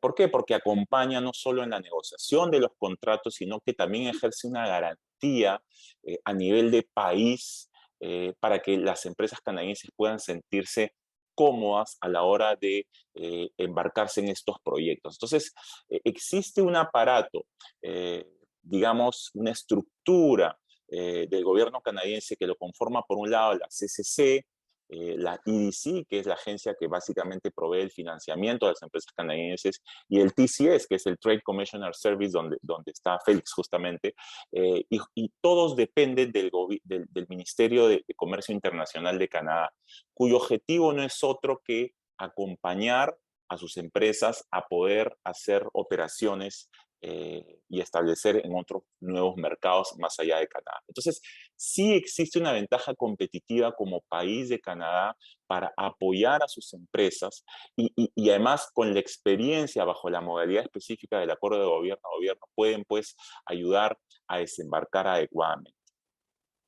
Los efectos de la burocracia, bueno, es un poco una realidad que acompaña no solo al Perú, sino a toda Latinoamérica, probablemente que sea más crítico en el Perú, pero para los mercados internacionales que Canadá busca, también enfrentan ese tipo de situaciones, y por ello la importancia del conocimiento del mercado local, de hacerse un socio estratégico con raíces en el Perú que pueda permitir generar una sinergia para poder atacar estos nuevos proyectos. Entonces, sí existe un interés, creo yo, de las empresas canadienses en ir al Perú. Yo creo que las empresas que hoy día ya están instaladas siempre están muy atentas a lo que sucede en el lado de infraestructura. Depende un poco de la voluntad política, de los proyectos que se lancen. Creo que se ha mencionado en repetidas oportunidades que existe una brecha, y además Pepe lo mencionó también, es una brecha que es mucho más grande de lo que se estableció en el Plan Nacional de Infraestructura. Y estamos a la espera hoy día en el Perú de la segunda versión del Plan Nacional de Infraestructura que va a identificar otros proyectos que son de absoluta necesidad. Y entonces, Perú es un mercado de muchas oportunidades. Yo creo que la experiencia de Canadá sin duda es fundamental y la labor que hacen las embajadas también es fundamental porque acompañan justamente con la generación de eventos como a través del cual se puede tener un poco más de contacto con la realidad de lo que significa ejecutar proyectos de infraestructura. Entonces, yo creo que hay que seguir apostando por ella. Yo no quiero extenderme más. Entiendo que vamos a tener una ronda de conversación final, y además entiendo que este informe también se va a repartir según se solicite.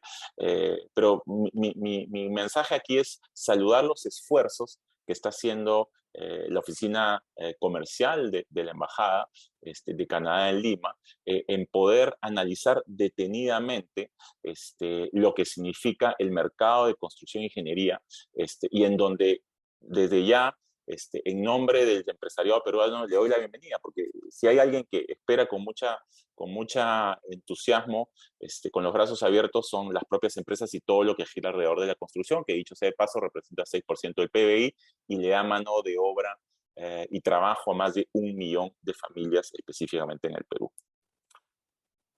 Muchísimas gracias, Luis Felipe. También nuevamente gracias, Pepe, por sus valiosos comentarios. Han estado muy a punto de los temas tratados. Y abriendo ya el panel para una discusión un poco más abierta, quisiera comenzar consultando a CMS Grau, autores del reporte. Justo yo tenía planeado hacerles esta consulta y ha surgido también dentro de uno de los miembros del público. Imaginemos una consultora canadiense que brindan capacitación en temas como project management, APPs, actualización de habilidades, por ejemplo, en el sector construcción. Julio, quisiera darte la pregunta a ti. ¿Qué oportunidades ves para este tipo de empresas canadienses de ofrecer sus servicios sin estar domiciliados en Perú a través de fondos tipo las obras por impuestos o fondos de los gobiernos regionales? Y me voy un poco más allá. ¿Cómo hace una empresa extranjera interesada en obras locales como las que pueden ser obras por impuestos o del gobierno regionales, pero sin estar domiciliada? ¿Es muy necesario estar domiciliada acá o no? A ver, primero está hablando de gobiernos regionales, muy probablemente estaríamos hablando de el modelo de ejecución tradicional de la Ley de Contratación del Estado y por lo tanto tendría que estar inscrita en la RNP. Para estar inscrita en la RNP, que es el ¿Qué es registro... la RNP, por favor, para ilustrar a la audiencia? El Registro Nacional de Proveedores, ¿no? Entonces, tendría que inscribirse, lo puede hacer como empresa extranjera, lo puede hacer a través de una sucursal, lo puede hacer a través de una subsidiaria, es decir, constituyéndose en el Perú. Sin embargo, sí va a tener que participar en un concurso, ¿no? Y por lo tanto tendrá que cumplir con la experiencia mínima y ahí tendrá que evaluar si es que tiene la experiencia mínima y si es que, digamos, si en este caso está hablando de una del extranjero, entonces asumo que sí tiene la experiencia, ¿no? Y podría participar, no hay una obligación de constituirse en el Perú, pero sí de tener una RNP, ¿no? En el caso de obra por impuesto, ahí creo que el que tiene mucho más experiencia ahí es Giancarlo, pero entiendo que también no le veo ningún problema inicial en poder participar sin estar constituyendo el Perú. Esa parte ahí, bueno, se la dejo un poco a Giancarlo. ¿Cuál es la otra pregunta, perdón? Claro. Si me permites precisar esa, o sea, obviamente el mecanismo de obra por impuestos es la emisión del certificado que va a beneficiar a una empresa que está en el Perú, pero finalmente quien contrata a la empresa contratista, valga la redundancia, es una empresa privada. Entonces ahí sí hay libertad de que puedan, de acuerdo a su proceso de selección, contratar, en este caso, una empresa canadiense que cumpla con el requisito mínimo de estar instalada en el Perú, en fin, bajo distintas formas. Pero existe libertad de poder contratar, es el privado que selecciona la empresa, y el mecanismo del pago es directamente entre privados, y es la empresa beneficiaria de este certificado quien negocia directamente con el Estado con la SUNAT para efectos puntuales del proyecto. Pero en fin, el contratista puede ser privado canadiense sin ningún problema. Pero un comentario más. Si es una empresa que capacita en PMOs, que es lo que entendí de la pregunta, es mucho más complicado primero entrar a PMOs de capacitación, ¿no es cierto? Las PMOs básicamente son infraestructura para servicios públicos según el INVIERTP. Y salvo que sea desarrollo de capacidades nuevas que pase por un estudio de preinversión, no podría hacerse obras por impuestos, ¿no? Eso hay que dejarlo bien claro. Y las experiencias de ese tipo son pocas y porque se confunde gasto corriente con gasto de inversión cuando uno entra a desarrollo de capacidades, ¿no? Cuánto eso es nuevo conocimiento, innovación y cuánto es gasto corriente. Ese sería uno de los riesgos. Pero lo otro es que sí necesita RNP. Así lo contrate el privado, necesita estar inscrita en el Está registro registrado aquí. público como proveedor del Estado. Claro. Giancarlo, Julio, ¿algún otro comentario sobre esta pregunta? Giancarlo. Sí, Félix.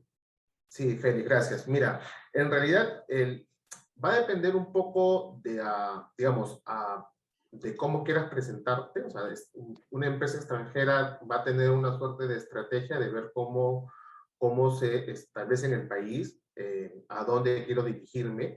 Por ejemplo, si estoy pensando en asesorar al Estado peruano en obras de infraestructura pública, pues tendría que cumplir determinados requisitos, además de estar establecido en el Perú, ya sea a través de una sucursal o a través de una subsidiaria, o si voy a asesorar al Estado peruano, pues no sé, en APPs, por ejemplo, no necesariamente tengo que estar domiciliado, no necesariamente tengo que tener este registro nacional de proveedores. Sin embargo, si estoy pensando en asesorar a inversionistas privados, aun cuando estos participen en proyectos privados o proyectos públicos, pues no, digamos, el cumplimiento de los requisitos es mucho menor. Entonces, en verdad, va a depender un poco de cuál es la estrategia en este caso, una consultora extranjera, de qué cosa quiere desarrollar en el país, hacia dónde va a apuntar sus servicios, lo va a apuntar al privado, lo va a apuntar al público, y eso va a definir un poco cuál va a ser el derrotero y cuáles son los requisitos que va a querer o que va a tener que cumplir, ¿no? Repito, si son proyectos, para asesorar proyectos privados, probablemente lo único que haga sea venir, establecer una pequeña oficina a través de una sucursal, y a partir de eso comenzar a brindar asesoría. Pero sin embargo voy a apuntar mis servicios al sector público, voy a tener que cumplir requisitos que me pide la propia norma, ¿no es cierto? Y además tratar de identificar cómo acreditar mi experiencia, ¿no es cierto? En la parte técnica, en la parte operativa, en fin. Pero es eso, marcar un poco cuál es mi estrategia, hacia dónde voy a apuntar, ¿no? De acuerdo, de acuerdo. Siguiendo con las consultas, y esta pregunta me gustaría dirigírsela a Luis Felipe en un inicio, luego pueden comentar si gustan. En tu experiencia, Luis Felipe, ¿cuáles consideras que han sido los factores principales en el éxito de empresas extranjeras como las españolas, las inglesas, luego del escándalo de Lavallato, ¿no? En su entrada a los sectores de infraestructura en construcción, porque digamos se han llevado una buena parte de ese pastel, ¿no? De tu experiencia, ¿qué dirías que ha sido el factor de éxito principal de ellas? Bueno, en la licitación pública tradicional, bajo ese particular mecanismo, cuando se lanza una licitación, hay una serie de requisitos que tiene que cumplir el consorcio o la empresa que participa.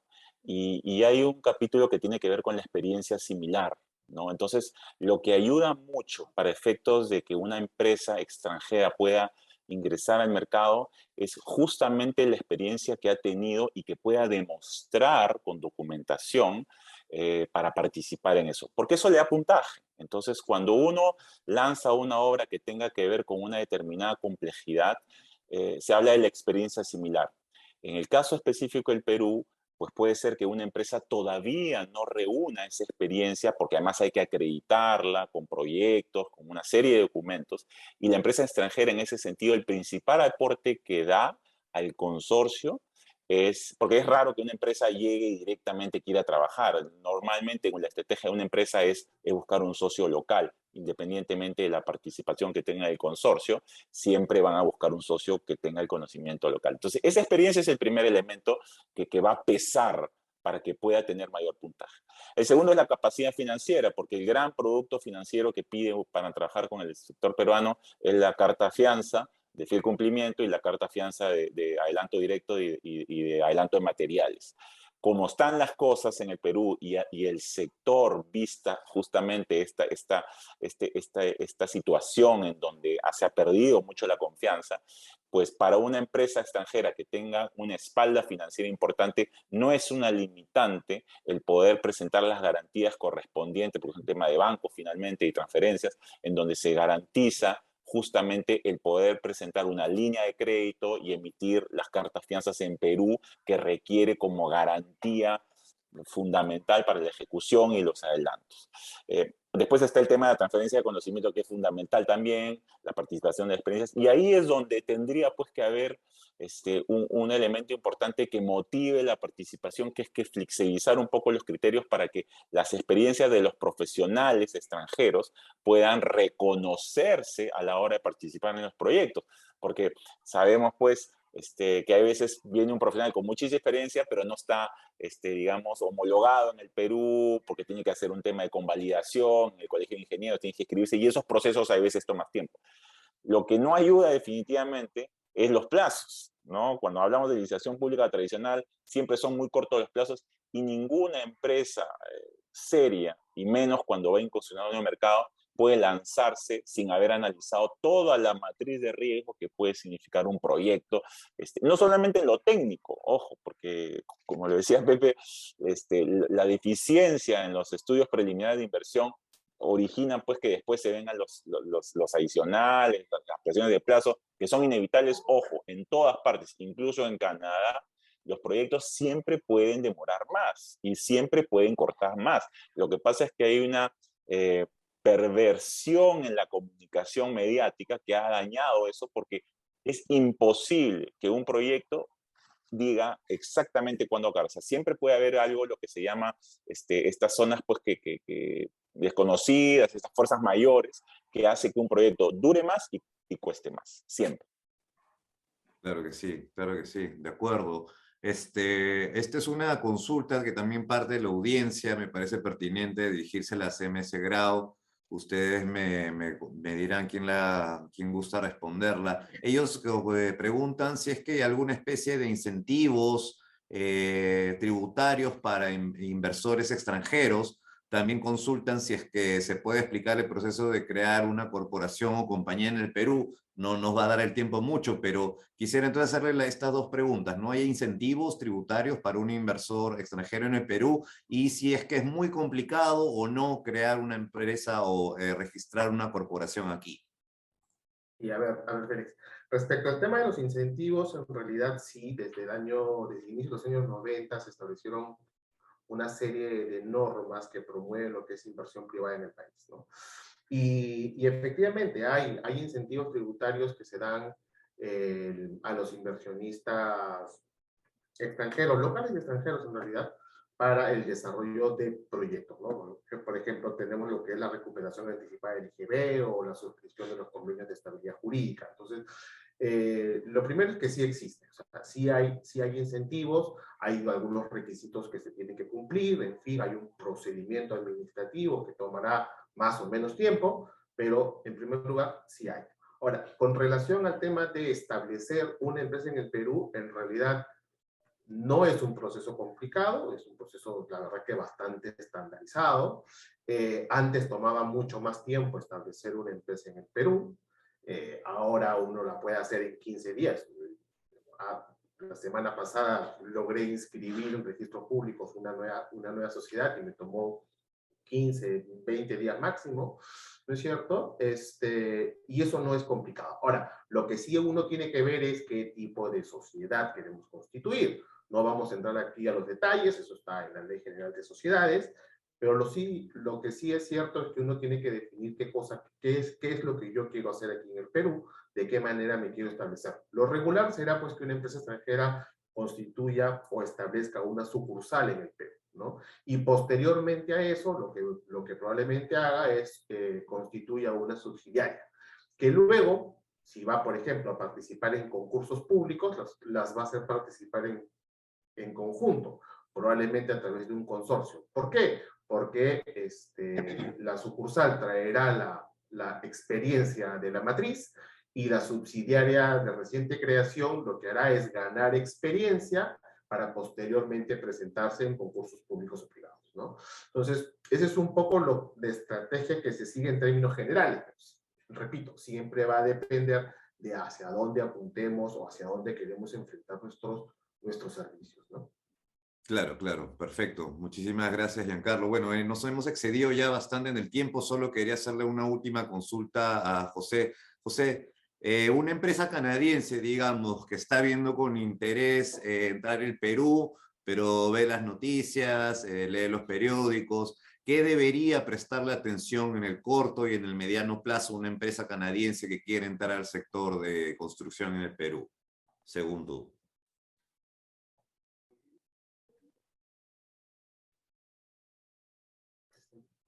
Creo que estás en mute.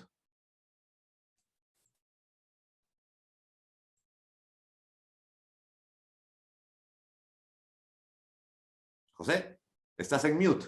No te escuchamos. Mil disculpas. Ahora sí.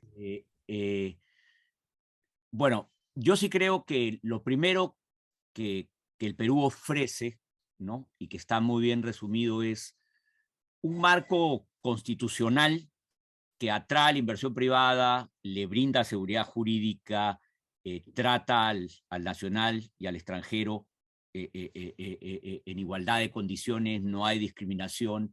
Creo que ese marco legal es el que ha traído toda la inversión que tenemos en el Perú, ¿no es cierto? Los contratos de estabilidad.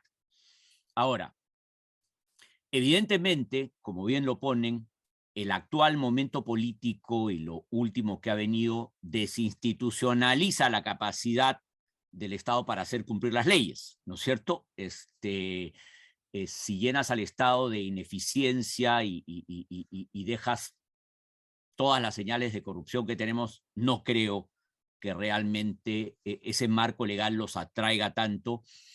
Yo sí creo que todos analizan sus riesgos, ven sus planes de negocio y ven cuánto les permite recuperar la inversión, y las leyes le permiten todo en el Perú, ¿no? Sin embargo, el cumplimiento de la ley a veces se convierte en un problema ya de instituciones y de personas, ¿no? Entonces creo que el riesgo político nos ha enseñado que incluso los que ya están acá y están mucho tiempo y nos conocen muy bien, ahora están haciendo inversiones de mantenimiento de lo que tienen y han achicado el tamaño de nuevas inversiones, ¿no? Entonces, creo que el momento no deberá ser digamos, este momento tiene que pasar. Perú ya ha superado situaciones muy difíciles, todos confiamos en que los peruanos sepamos reponernos de todo esto y cambiar este rumbo y volver a los momentos donde tú veías que venían los capitales nuevos, traían tecnología, traían gente, entrenaban gente, contrataban gente y generaron toda la riqueza que has visto que hemos generado, ¿no? Pero si un funcionario público cambia de parecer, no sé, pues imagínate un ministro diciendo que va a expropiar empresas existentes que tienen todos los contratos de estabilidad, eso te genera un ruido tal que dices, un momentito, veremos qué pasa, ¿no? Va a pasar unos años para que Perú recupere, creo, la confianza que generó a todos los que vinieron. Exacto, sí, esperamos que así sea, ¿no? Luis Felipe, comentarios finales ya para ir cerrando, luego le doy pase a Grau.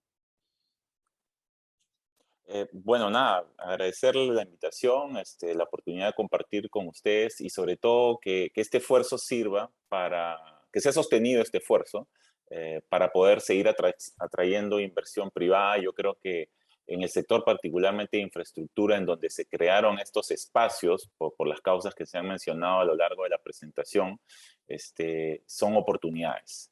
Yo creo que para Canadá, y Canadá tiene una estructura, y quiero ser repetitivo en esto, Canadá tiene una estructura que acompaña muy bien a sus empresas por la búsqueda de nuevos mercados. La CCC, como agencia de la Corona, EDC, que es la agencia que financia, porque cuando hablamos de infraestructura y de construcción no solamente hablamos de los contratistas, sino también hablamos de toda una serie de servicios y productos del sector construcción que son acompañados. Y el TCS, que es que es la agencia donde tú estás, Félix, es justamente la que ve la parte de oportunidades comerciales. Entonces, sí existe este acompañamiento, sí existe una brecha, sí existe una serie de oportunidades. Hay mucho aún que trabajar para minimizar ese riesgo, para mitigar esa sensación que existe y en donde pues las embajadas también van a tener que contribuir mucho haciéndole la cercanía a los gobiernos para que entiendan pues que se puede vivir bien también en democracia, ¿no? Claro que sí. Giancarlo, Raúl, Julio, ¿algo más que agregar? Sí, Félix, bueno, nada, básicamente agradecer nuevamente la oportunidad. Y si bien, como se ha señalado el día de hoy, hay riesgos y creo que son claros los riesgos, también el Perú ofrece una serie de oportunidades, ¿no? Hay, creo, oportunidades muy importantes, no solamente en temas de proyecto, sino también hay cosas que se pueden hacer, ¿no? Uno puede ver cuál es la brecha de infraestructura en términos monetarios, pero también esa misma brecha de infraestructura, de acceso, digo yo, también se traduce en igual número de oportunidades, ¿no? Entonces, yo sí creo que hay oportunidades muy importantes, hay mucho que hacer en este país, y creo yo que en todo caso las empresas canadienses podrían ser un player importante, ¿no es cierto? Como lo han sido, pues, otras empresas de otros países, ¿no? Y nada, simplemente invitarlos a que vengan al Perú y si ya están en el Perú, a que realicen sus inversiones con la confianza de que las cosas mejorarán. Sí. Muchas gracias. Muchísimas gracias, Giancarlo. Ya nos hemos excedido largamente el tiempo asignado para el webinar de hoy. Entonces, doy ya por culminado el evento. Espero haya sido de interés de toda la audiencia. Quiero agradecer de sobremanera, por supuesto, a los invitados del día de hoy, Raúl, Julio, Giancarlo, José, Luis Felipe. Ha sido un gusto poder compartir este webinar con ustedes. Por supuesto, también un especial agradecimiento a los equipos de la Peruvian Canadian Chamber of Commerce de Toronto, Luis Felipe, muchas gracias, y a la Cámara de Comercio Canadá-Perú de Lima, representada por José, muchas gracias también por su vital apoyo en este evento. Muchas gracias a todos los participantes de este evento. Thank you, everybody. Merci tout le monde. Please be reminded that you can request a report only in an English version by reaching out to me directly. Buenos días, have a good morning and bonne journée. Muchas gracias.